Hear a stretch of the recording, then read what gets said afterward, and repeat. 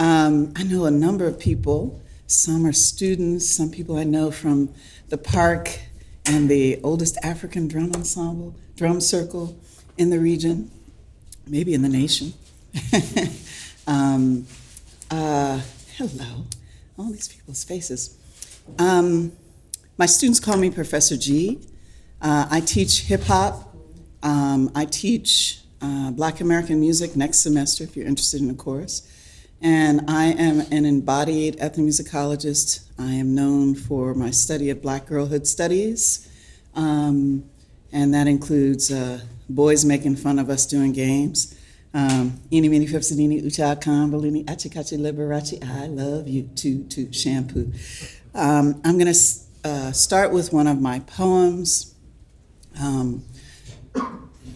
Black girls singing in the dead of night.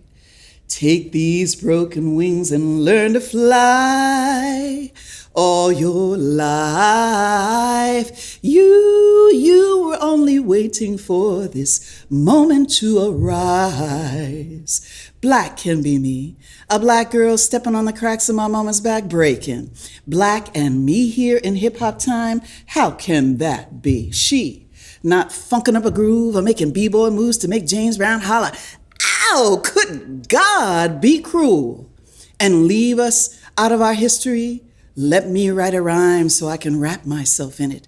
Clapping thighs whose flesh dances thickly, captivating dozens. My dozens, your mama, my mama think they bad. Baby, don't get me mad. Step inside this pocket. Ride the body music. Learn from the inside the delectable syncopated breakbeats of vernacular kinetics.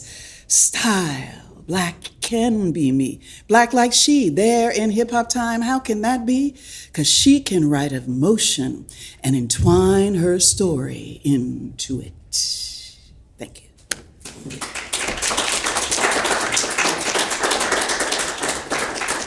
So I've got two selections. One is from a book by a colleague friend from Princeton named Ruha Benjamin. She is a phenomenal scholar and social justice activist. She's written 5 or 6 books that you should know about. One is called Captivating Technology, and the subtitle is Race, Carceral Technoscience, and Liberatory Imagination in Everyday Life. I've been a professor for over 20 years. I love words, I love dictionaries.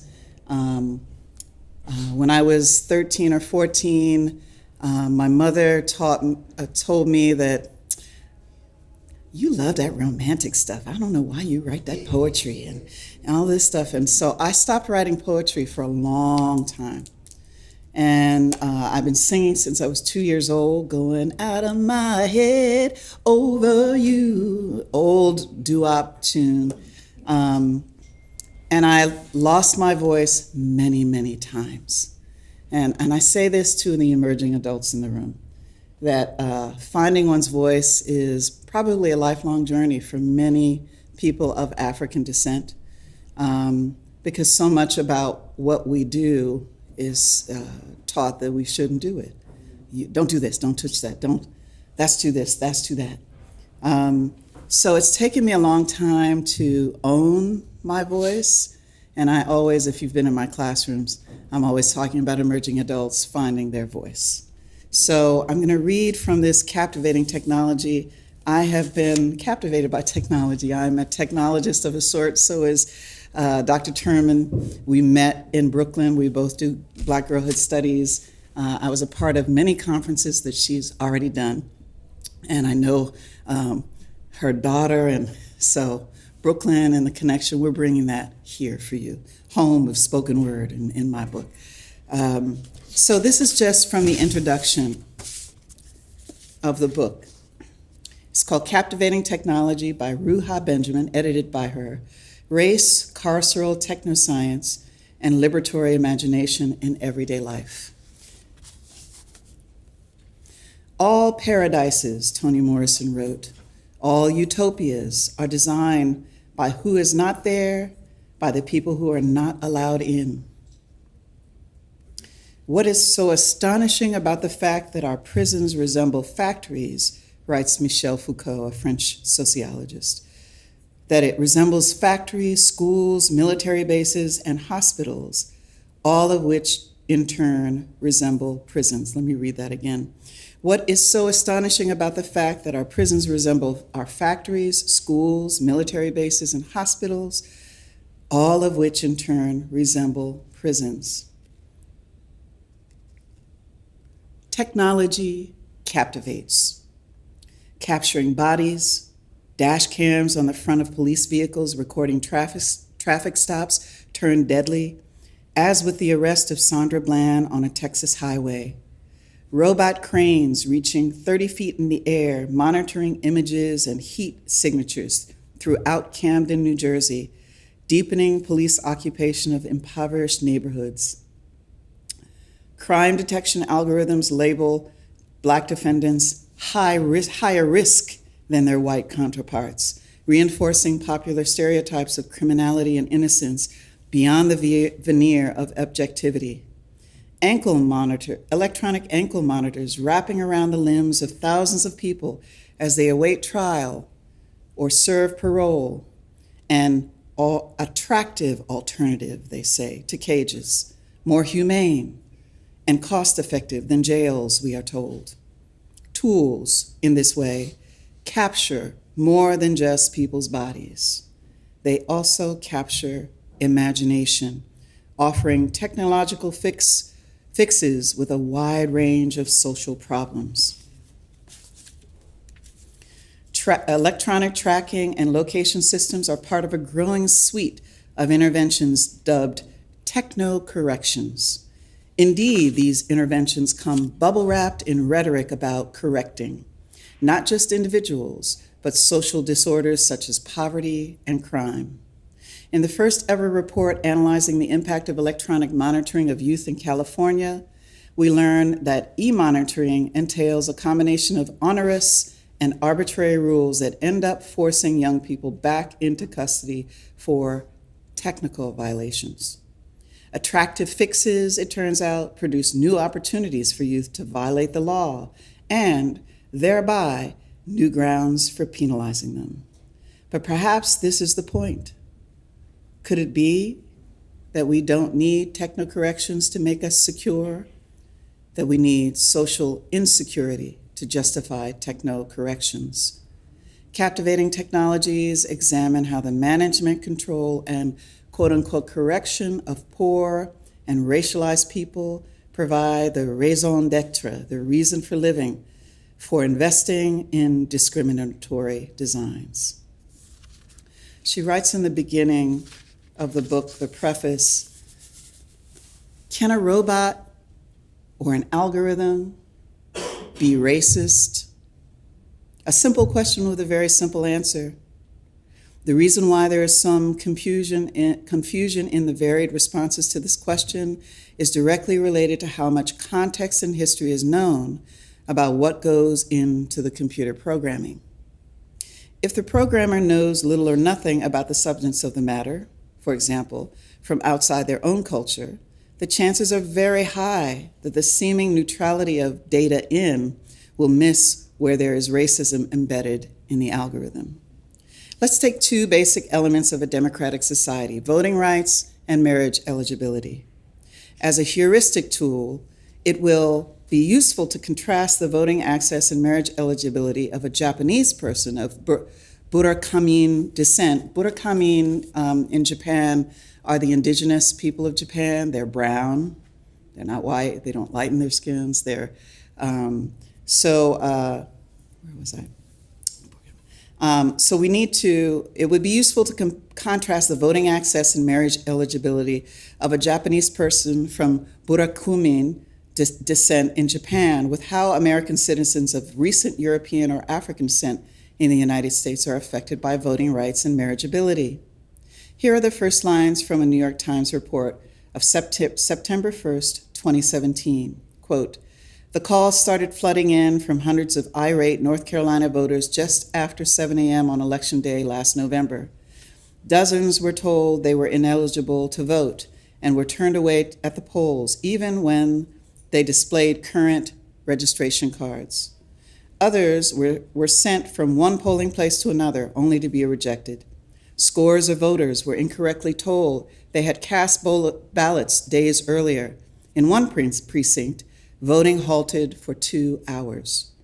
On the surface, a strong social tradition or law determining the contours of eligibility can appear neutral, but a bit of knowledge about social history can easily reveal embedded racial or ethnic bias. As many Americans know, a fine example would be the grandfather's clause, used in the post-Reconstruction South to prevent Blacks newly freed from slavery from voting, as in, one can only vote if one's grandfather voted. That's where that phrase comes from. This grandfather's clause had disparate impact on whites and Blacks. And it is notable that in the last 3 decades, the right-tilting US Supreme Court has substantially eroded, quote unquote, disparate impact as grounds for challenging the constitutional standing of the law. So this book was written in 2019, just before COVID, the pandemic. So I highly recommend reading it. Any of her books. She has a new book out about imagination, a previous book to that about, this book is very much about what she calls the new Jim Code, not the new Jim Crow, but the new Jim Code, how it is fixated in the technologies that we all are products for. We're not the product of, we are products for. Advertisers are sold us as users to these technologies so they can mine our data. Captivating technology. Our imaginations are very much shaped by the apps that we use every day. And we think it's our own, but many times it's tuned to the sounds and the data and the images and the thoughts and the outrage of our so-called personalized mobile device. Okay. My second reading is from Octavia Butler. Who has read Octavia Butler? Okay, so you are missing out. Who do you think came up with the idea of Make America Great Again? Do you think it was Donald Trump or Octavia Butler? You have to vote, okay? Who says Donald Trump? Who says Octavia Butler? Oh, good guess, good guess. The book was written in 1992, correct? I don't know how old Donald Trump was, but I'm sure he wasn't reading Octavia Butler. So this is a short story called Speech Sounds. I thought I would bring a review that I found for this short story that I love the way it contextualizes this short story. It's by Maria Holmgren Troy from a European university. And the review is called Loss of Words, Octavia Butler's Speech Sounds, so you understand when I read a part of it what the context is. So Octavia Butler's short story Speech Sounds was written in 1983. One of the most important conventions of science fiction. Anybody read science fiction? Who reads science fiction? Who does gaming? Anybody? It's you all. That's science fiction too. It doesn't have to be literate communication. It can be interactive, it can be digital, it can be visual. So one of the most important conventions of science fiction and closely related genres, such as dystopian fiction and fantasy, is the idea of estrangement. Another world is constructed in the text and the reader of Speech Sounds by Octavia Butler. In the process of reconstructing this figure, in the process of reconstructing this figure, is positioned to see her or his own society from a different perspective. That's estrangement. When you start to see things about your own society you didn't understand before or you didn't know. In schools, then, science fiction may help to defamiliarize everyday life and offer a different point of view and some safe distance from which to address problems that are relevant to pupils and their environment. Science fiction stories also often have a strong focus on one or a few major ideas an aspect that could be helpful in classroom discussions. Speech Sounds, a dystopian sci-fi story, centers on one important theme that can easily serve as a starting point for discussion in classrooms: communication, or more specifically, lack of verbal communication and its relation to violence and disorder and social breakdown. Set in a near future in a recognizable but crumbling Los Angeles with dystopian traits, the story does not belong to the category hard science fiction that includes spaceships and fantastic machines. The technology that the story investigates is human language, human communication. Most people in the story have lost their ability to speak and or write, and or their ability to understand speech and or writing due to what is tentatively described as an illness, which has also killed many people. So I'm going to read some. So it says, in other words, Butler's story, quote, the two functions in speech exchange, the encoding, so I give meaning to something like badunkadunk. I give meaning to sounds, pops and hisses that make you think about hip hop or science. That's encoding or decoding verbal messages. I say the word change to you and you hear coins. Anybody hear coins when I said change? Or you heard transformation, right? So encoding and decoding verbal messages is essential to being human. And in the story, this is severely impaired and or totally destroyed.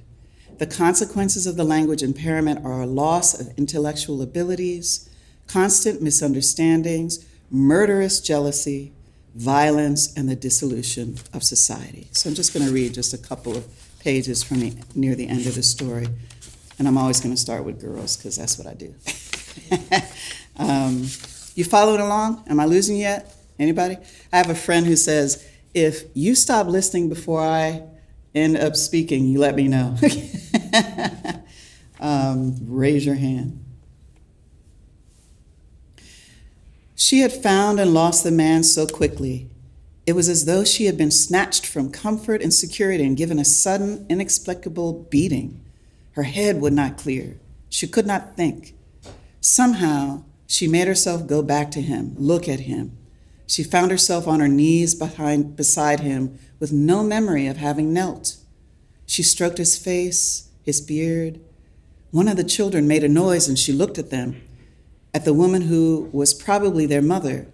The children looked back at her, obviously frightened. Perhaps it was their fear that reached her finally. She had been about to drive away and leave them. She had almost done it, almost left two toddlers to die. Surely there had been enough dying. She would have to take the two children home with her. She would not be able to live in any other decision.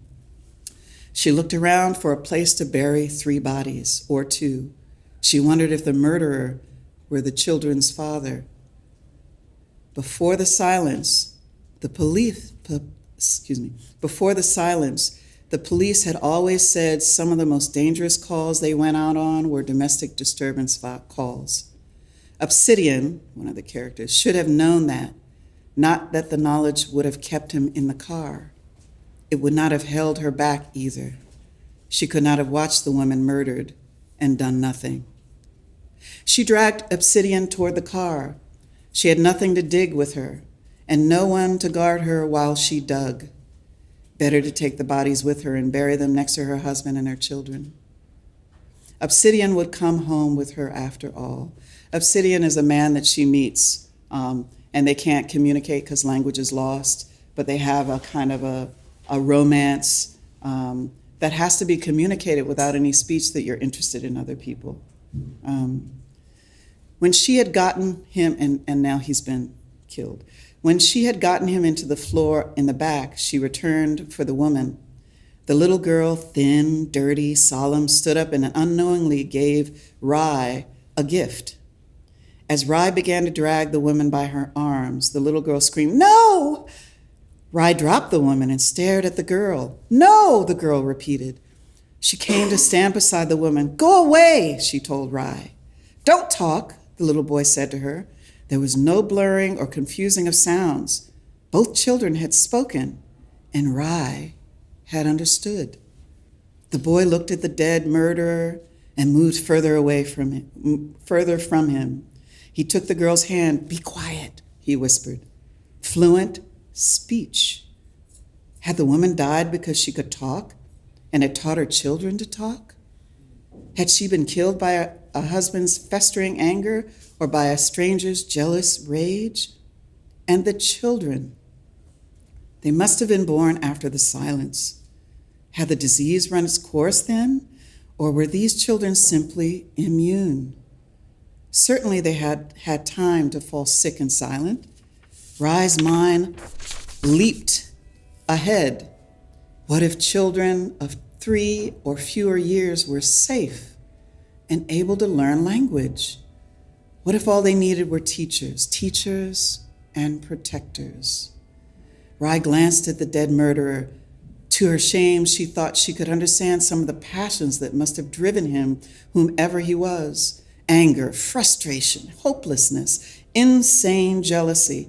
How many more of him were there? People willing to destroy what they could not have. Obsidian had been the protector, had chosen that role for who knew what reason. Perhaps putting on an obsolete uniform and patrolling the empty streets had been what he did instead of putting a gun into his mouth. And now that there was something worth protecting, he was gone. She had been a teacher, a good one. She had been a protector too, though only of herself. She had kept herself alive when she had no reason to live. If the illness let these children alone, she could keep them alive. Somehow, she lifted the dead woman into her arms and placed her on the back seat of the car. The children began to cry, but she knelt on the broken pavement and whispered to them, fearful of frightening them with the harshness of her long, unused voice. "It's all right," she told them.